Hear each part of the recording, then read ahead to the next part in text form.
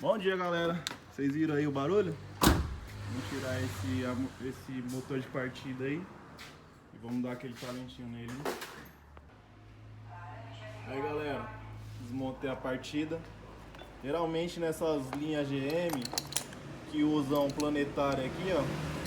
O que é a planetária?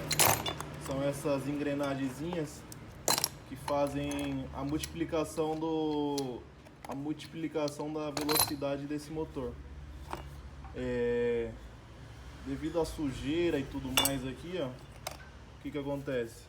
Essa sujeira e esses resíduos contaminam todo o motor de partida, onde ele começa a fazer aquele barulho lá na primeira partida. Primeira partida não, em todas as partidas, né?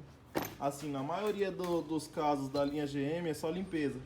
A gente vai limpar, montar e o carro fica zerado.